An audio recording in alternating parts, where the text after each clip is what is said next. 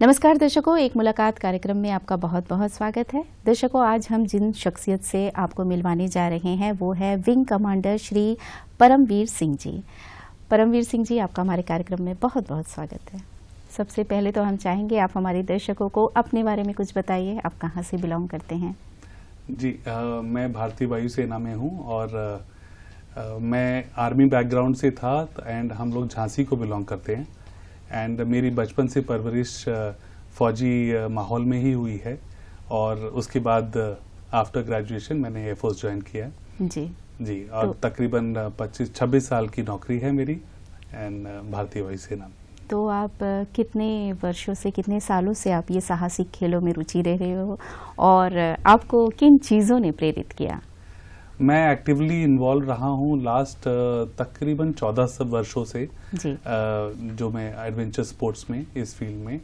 और जैसे कि मैंने बताया कि मैं आर्मी बैकग्राउंड को बिलोंग करता हूँ, तो बचपन से ही स्पोर्ट्स और एडवेंचर जो है वो काफ़ी एक्साइटिंग एक मोटिवेशन रहा है। एंड पेरेंट्स ने निरंतर सपोर्ट किया है बचपन से, हर जैसे ओवरऑल ग्रोथ स्टोरी में होता है तो परवरिश में वो शुरू से ही रहा है। एंड जैसे जैसे मैं भारतीय वायुसेना में आया and as an organization Indian air force ने बहुत ज़्यादा प्रेरित किया और आगे बढ़ने के लिए। अच्छा। एंड फैमिली सपोर्ट तो रहता ही है, उसके बिना तो कुछ पॉसिबल ही नहीं है। जैसे कि आपने बताया कि आपको खेलों में रुचि रही, तो हम जानना चाहेंगे कि एडवेंचर किन किन खेलों में आपकी रुचि रही? शुरू में तो मैं स्पोर्ट्स में ही रहा हूँ and as a sports person swimming, basketball, ये सब तो नॉर्मल्स जो रहते हैं वो उसी में रहा। एंड स्पेसिफिकली लास्ट 14 वर्षों से मैं थोड़ा सा और एक्सप्लोर ज़्यादा मैंने किया है, जो है ओपन वाटर स्विमिंग फील्ड में आ गया, फिर धीरे धीरे करके राफ्टिंग। एंड जैसे जैसे आप एक्सपीरियंस बढ़ता है और आप रुचि दिखाते हैं तो अभी ऑलमोस्ट सारे साहसिक जितने भी एडवेंचर स्पोर्ट्स हैं कहीं ना कहीं जो है उसका एक्सपोजर लिया है। तो जैसे किसी बच्चे का किसी न किसी प्रेरणा का स्रोत रहता है, तो आपकी रुचि इसमें कैसे आई और प्रेरणा का स्रोत आपका कौन रहा? बचपन में तो पेरेंट्स ही ज़्यादा मोटिवेट करते थे एंड फादर जो है हमेशा इनकरेज करते थे आगे बढ़ो, ज़्यादा से ज़्यादा जो है स्पोर्ट्स और एडवेंचर में रुचि। आप देखेंगे जैसे सेना में जो है तीनों सेनाओं में जनरली फोकस रहता है फिजिकल हेल्थ के ऊपर, बिल्कुल है ना। तो वो तो एक हमारे मतलब वो तो बेसिक ट्रेनिंग में तो होता ही है। एंड एज जैसे हम लोग आगे बढ़ते हैं तो उस चीज को आगे बढ़ाते हुए एज ए ऑर्गेनाइजेशन ऑल्सो उसको काफी सपोर्ट करते हैं, जैसे जो एक्सेल करते हैं। तो हमारे जो खिलाड़ी अगर आप देखेंगे तो वो इवन ओलंपिक्स में भी मेडल लेके आए हैं और एडवेंचर स्पोर्ट्स में भी हम लोगों ने अच्छा खासा नाम कमाया है आज की तारीख में। जी, तो सामाजिक कंट्रीब्यूशन की अगर बात करें तो उसमें आपका क्या क्या योगदान रहा? सामाजिक कंट्रीब्यूशन में मैंने स्वच्छ भारत मिशन के प्रति मैंने काफ़ी मेरा बड़ा योगदान रहा है। एंड क्लीन गंगा जो कि एक फोकस रहा है, मिशन रहा है, उसमें मेरा एक मेजर कंट्रीब्यूशन रहा है। इसके अलावा बेटी बचाओ बेटी पढ़ाओ का भी मैंने काफ़ी सोशल उसमें प्रोग्रेशन किया है, काफ़ी उसकी पब्लिसिटी की है जी। तो मेरा कंट्रीब्यूशन रहा है थ्रू एडवेंचर स्पोर्ट्स। एंड जैसे कि सेना आप देखेंगे, सेना कहीं ना कहीं इन्वॉल्व होती है अपना एक सोशल कॉज के लिए, कंट्रीब्यूशन के लिए, अपने लिए हमेशा कुछ ना कुछ चुनती है। जी, जैसे कि आपने बताया स्वच्छ भारत मिशन के बारे में, इसे हम थोड़ा सा विस्तार से जानना चाहेंगे क्योंकि लोग जानते तो है इस मिशन के बारे में लेकिन उसे समझते नहीं है। तो हम आपके मुंह से जानना चाहेंगे थोड़ा सा विस्तार में स्वच्छ भारत मिशन के बारे में।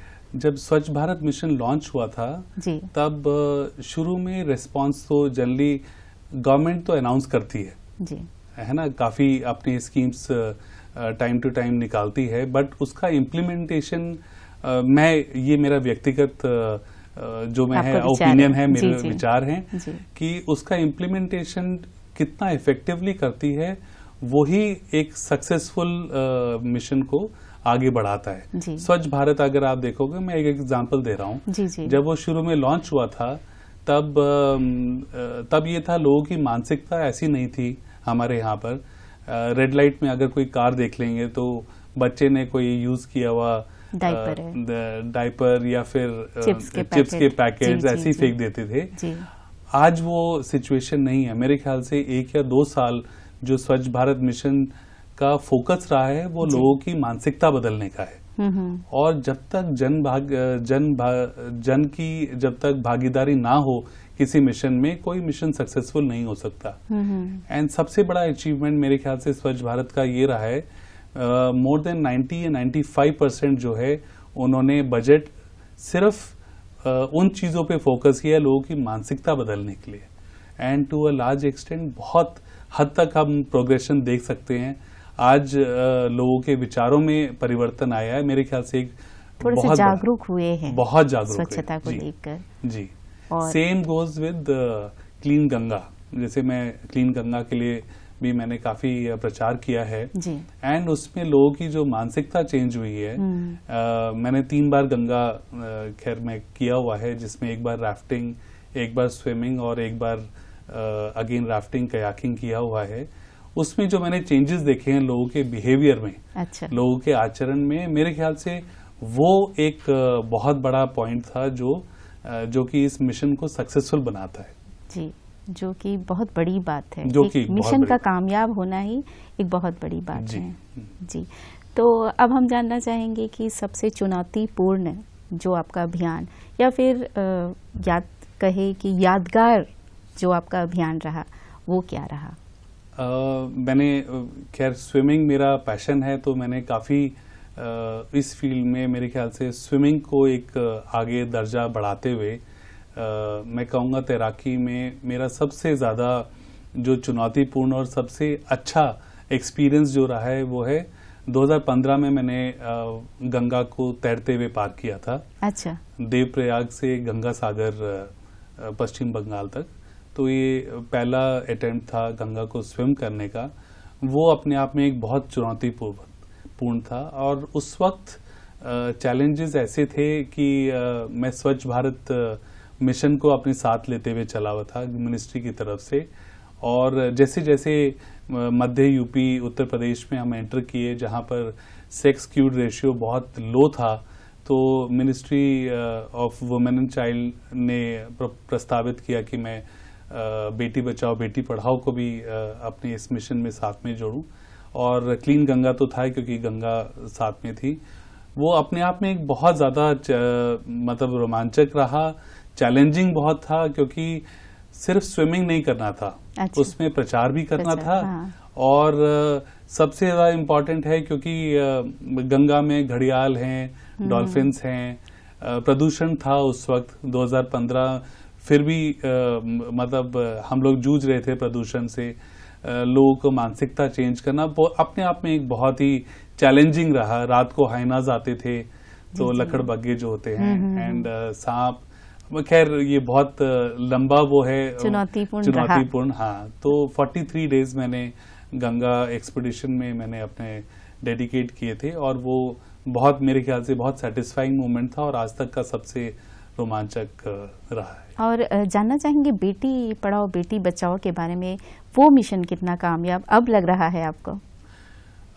जैसे कि मैंने कहा, जब तक जन भागीदारी नहीं होती आप कोई मिशन को सक्सेसफुल नहीं कर सकते। मेरे ख्याल से गवर्नमेंट ने प्रेजेंट गवर्नमेंट ने बहुत फोकस किया इस चीज को लेके कि हमारी बेटियों को आगे बढ़ाइए। तो सबसे पहला उनका फोकस था कि आप प्रचार करें कि बेटियों को पढ़ाइए। अगर जितना शिक्षित रहेंगी महिलाएं उतना बेटर रहेगा एक सोसाइटी को एज अ होल। तो मेरे ख्याल से काफी लार्ज एक्सटेंट तक जिस तरह फोकस रहा है ये मैं सेफली कह सकता हूं कि काफी हद तक कामयाब रहा है। 100% तो कभी कुछ होता नहीं है, ये तो एक कंटिन्यूअस प्रोसेस है। एंड लेकिन काफी जागरूकता है। आजकल हमारी बेटियां जिस तरह टॉप कर रही हैं, आगे बढ़ रही हैं। यूपीएससी के रिजल्ट्स देखिए, एनडीए में बेटियों को अब हम लोगों ने लेना शुरू किया। अगर आप देखें, एनडीए का पहला वो था नेशनल डिफेंस एकेडमी, जहां पर फौज में बेटियों ने आके जो है पूरा बैच बना है। उस हिसाब से बहुत अपॉर्चुनिटी आगे भी गई हैं एंटरप्रेन्योरशिप को बहुत ज़्यादा फोकस किया है, जहाँ जो है बेटियों ने आगे बढ़ के अपना खुद का बिजनेस एस्टैब्लिश किए हैं। तो खैर उदाहरण तो हमारे पास बहुत सारे हैं, लेकिन ये कंटिन्यूस प्रोसेस है और हम सब, मेरे ख्याल से आप और हम सब मिलके जिम्मेदार हैं इस चीज़ को कि आगे इस मिशन को आगे बढ़ाया जाए, आगे भी बढ़ाया जाए और कामयाब भी बने। जी। जैसे कि आपने इतने सारे अचीवमेंट्स किए हैं, इतने सारे अभियान को आपने जो है कामयाब बनाया है, तो जाहिर सी बात है इसके लिए आपको बहुत सारे पुरस्कारों से सम्मानित किया गया होगा, तो उसके बारे में कुछ जानना चाहेंगे? मैं Tenzing Norgay national adventure awardee हूँ, जो कि अर्जुना अवार्ड जो स्पोर्ट्स में आपने सुना होगा उसके इक्विवेलेंट है। ये नेशनल एडवेंचर अवार्ड है जो प्रेसिडेंट ऑफ इंडिया ने मेरे को सम्मानित किया था 2015 में, और उसके अलावा ऑर्गेनाइजेशन ने कमेंडेशंस दिए हैं एंड सराहना की है, ऑनरेबल प्रेसिडेंट जी ने की है, ऑनरेबल प्राइम मिनिस्टर ने मन की बात में भी जिक्र किया है मेरी एक्सपीडिशंस के बारे में, कंट्रीब्यूशन टू सोसाइटी के बारे में। मेरे ख्याल से मेरे को अच्छा खासा वो एनकरेजमेंट, उत्साह मिला है लोगों से। जी। तो बहुत सारे आपने पुरस्कार भी प्राप्त किए हैं। अगर बात करें सशस्त्र बलों में खेलों के दौरान, आपको क्या लगता है कि सर्विस के दौरान आपको कौन कौन से मौके प्रदान किए जाते हैं? सर्विसेज जो है वो आपको एक प्लेटफॉर्म देती है, वो कहती है कि आप किसी चीज में एक्सेल करना चाहें तो हम आपके साथ हैं। जी। तो मेरे ख्याल से हम एडवेंचर की अगर बात करें, सबसे पहले मैं एडवेंचर बोलूंगा। एडवेंचर की बात करें तो हम ऑलरेडी एडवेंचर वाली फील्ड में ऑलरेडी हैं। अगर आप देखोगे हमारे जो पूरा बल है, सशस्त्र बल है, पूरा सेना है, वो बॉर्डर एरियाज में है, जहां हायर देन नॉर्मल जो माउंटेन्स जो लोग क्लाइंब करते हैं उससे कहीं ज्यादा वहां हमारी टुकड़ी है। और जो सीज हैं, अगर आप देखो इंडियन नेवी, चाहे जैसा भी वेदर हो, रफ सी में भी, स्टेट 5-6 में भी अपनी नौका लेके निकलते हैं मिशन के लिए।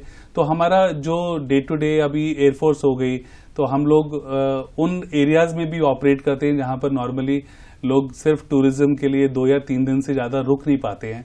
एंड तो एक एज ए ऑर्गेनाइजेशन हम लोग खुद एडवेंचर फील्ड में हैं, और जो लोग उसके बाद भी कुछ आगे अचीव करना चाहते हैं तो हमारा फौज जो है उसको प्रोत्साहित करते हैं और उसको आगे एक्सेल करते हैं। मेरा खुद का लाइव एग्जाम्पल मैं आपके सामने बैठा हूं। And similarly the field of sports, तो हमने एशियन खेलों में या फिर ओलंपिक्स में भी हम लोगों ने अपना नाम कमाया है। And I think as a organization बहुत स्ट्रांग सपोर्ट करता है। ऐसा कोई ऑर्गेनाइजेशन मेरे ख्याल से तो नहीं है जो एडवेंचर एंड स्पोर्ट्स को अपने जो बंदे हैं उनको इस लेवल तक एनकरेज करे। जी। और बात करें अगर एयरफोर्स के क्षेत्रों की, तो एयरफोर्स में अगर आप देखो तो इनहेरेंट चैलेंजेस बहुत हैं। जी। आप देखिए कि किस किस जगह पे हमारे बेसेस हैं जहां पर हम लोग ऑपरेट करते हैं। एंड आप देखेंगे इवन हाई एल्टीट्यूड में हम लोगों की यूनिट्स हैं, हम लोगों के एयरक्राफ्ट हैं जो वहां पर ऑपरेट कर रहे हैं। तो वहां पर नॉर्मली आदमी नहीं जाता क्योंकि वहां सांस की कमी होती है। जी। एंड प्लस हम मैरीटाइम रोल होता है तो ओपन सीज में भी जाते हैं। प्लस इंटरनेशनल एक्सरसाइज में अगर आप देखेंगे तो भारतीय वायुसेना का जो ध्वज है वो हमेशा शायद नंबर 1 पे ही आते हैं हम लोग, जितनी भी इंटरनेशनल एक्सरसाइज होती हैं विद लीडिंग कंट्रीज। तो भारतीय वायुसेना नेचुरली वो एक प्लेटफॉर्म प्रोवाइड करती है कि आप और जो है आगे बढ़ें, और हम एज एन ऑर्गेनाइजेशन उसको साथ पीछे उसको सपोर्ट करते हुए आगे बढ़ाते हैं। तो परमवीर जी, जैसे कि आपने अलग अलग राज्यों का दौरा किया है, अगर बात करें हमारे अंडमान के एडवेंचर्स के बारे में, तो आपको क्या लगता है कि यहाँ के लोकल्स के लिए कितनी अपॉर्चुनिटी है?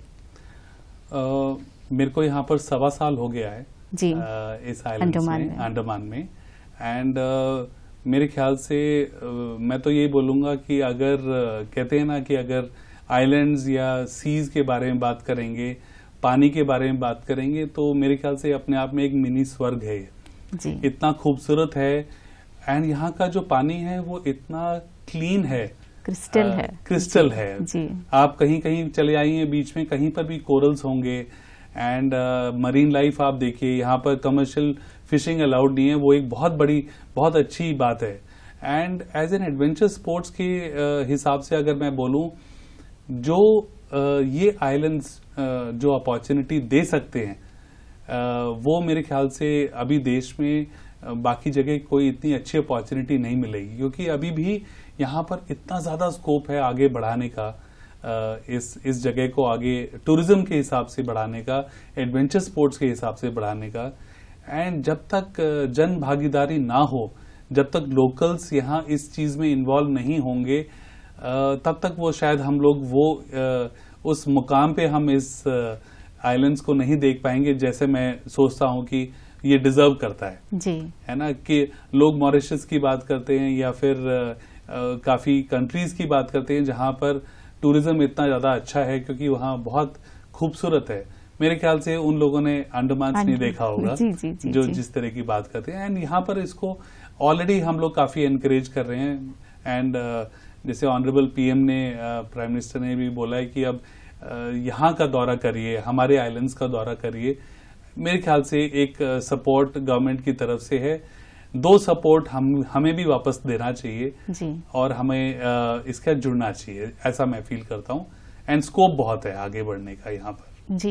और अगर बात करें युवाओं की, यूथ्स की, तो आपको लगता है कि यहाँ के बच्चे भी आगे बढ़ सकते हैं एडवेंचर के क्षेत्र में, टूरिज्म के क्षेत्र में? बिल्कुल। जब तक जन भागीदारी नहीं होगी, जैसे मैं बोलता हूँ सारे मिशंस के बारे में, tourism is all about locals जी। कोई बाहर से आके इसको बहुत ज्यादा आगे नहीं बढ़ा सकता, वो लिमिटेड फोकस होता है जी। जब तक यहाँ की जन भागीदारी नहीं होगी, लोकल्स इन्वॉल्व नहीं होंगे इसको बढ़ाने में, जब तक वो खुद ट्रेन नहीं होंगे, जब तक वो खुद एक्सप्लोर नहीं करेंगे, मेरे ख्याल से इस आइलैंड का जो एक्सपेंशन है वो इतना उस हद तक संभव नहीं हो पाएगा। तो यहाँ पर लोकल्स को और ज्यादा इनकरेज करना चाहिए, थोड़ा सा और टूरिज्म फ्रेंडली, वैसे यहाँ पर बहुत टूरिज्म फ्रेंडली ऑलरेडी हैं जी, और ज्यादा फ्रेंडली होने की जरूरत है। थोड़ा सा और एडवेंचर स्पोर्ट्स को यहाँ पर बढ़ावा करिए। वैसे भी साइट सीइंग में आप जहाँ पर भी चले जाइए, वहां पर हमेशा ब्लू और हरा, है ना, नीला और हरा नजर आता है, और क्रिस्टल वाटर्स हैं। तो यहाँ पर बहुत स्कोप है एंड ज्यादा से ज्यादा हम लोगों को इन्वॉल्व होना चाहिए। तो बात करें अगर अभी के बारे में, तो अभी आप किस साहसिक नवीनतम कार्य पर कार्य कर रहे हैं?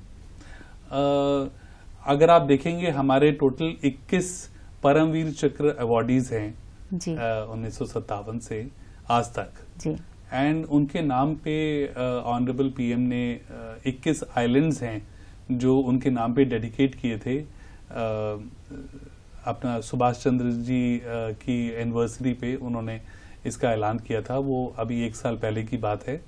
एंड तो हमारा जो अभी latest headquarter Andaman Nicobar command ने जो लॉन्च किया वो है swimming to all these 21 islands.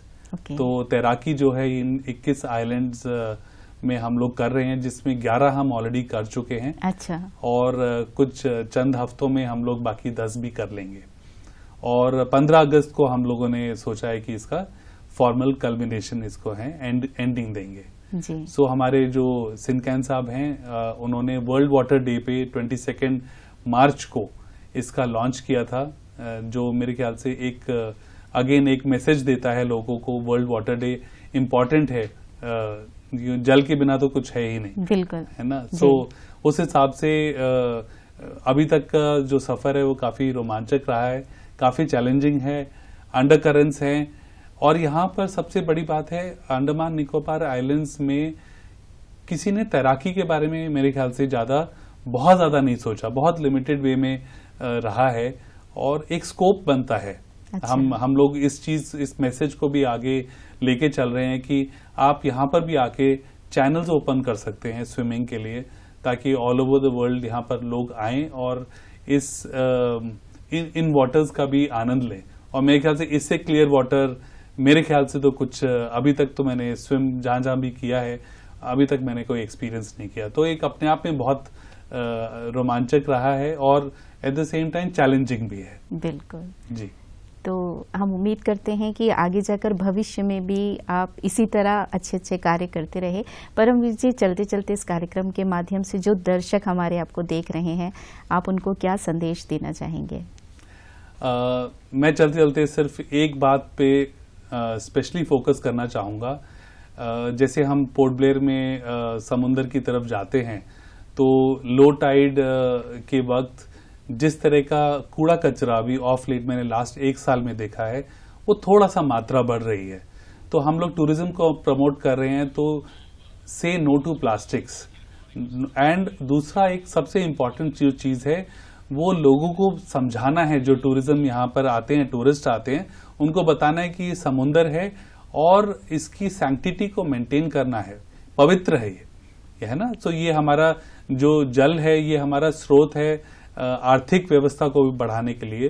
तो उसको गंदगी करके फिर बाद में हम लोग इस पे काम करें स्वच्छता की ओर, मेरे ख्याल से थोड़ा सा लेट हो जाएगा। और आज के जमाने में इस चीज को एनकरेज करना बहुत जरूरी है। टूरिज्म ज्यादा जरूरी है, लेकिन एट द सेम टाइम उनको बताना है कि यहाँ पर नो टू प्लास्टिक्स है और आप गंदगी जो है समुद्र में नहीं डालेंगे। इस चीज के बारे में मैं बताना चाहूंगा। जी।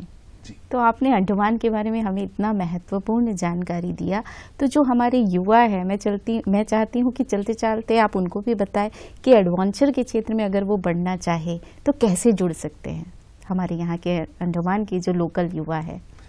जो मेरे को जानकारी है, यहाँ पर मिनिस्ट्री ऑफ टूरिज्म की तरफ से उन्होंने एडवेंचर नोडल सेंटर यहाँ पर खोला हुआ है। एंड मेरे ख्याल से ऑल्सो जो मेरे को पता चला है कि यूटी एडमिनिस्ट्रेशन जो है इसको काफी एनकरेज करता है। अगर आपको ज्यादा जानकारी लेनी है, एडवेंचर स्पोर्ट्स के बारे में जुड़ना है, तो आपको वहां पर जाके कांटेक्ट करिए, अपने आप को ट्रेन करिए। यहाँ पर काफी locals already scuba diving centres चला रहे हैं। मेरे ख्याल से एक बहुत अच्छी अपॉर्चुनिटी है कि आप भी जाके वहां सीखिए, उनसे जुड़िए। एंड उसके अलावा कयाकिंग है, पैरासेलिंग है, बहुत सारी एक्टिविटीज जो एडवेंचर स्पोर्ट्स में यहाँ पर ट्रायथलॉन का बहुत अच्छा स्कोप है। स्कोप तो बहुत है, लेकिन आप एक बार कहीं से जुड़ना शुरू करिए, वहीं से कहीं ना कहीं राह आपको मिलेगी, आपका इंटरेस्ट जगेगा।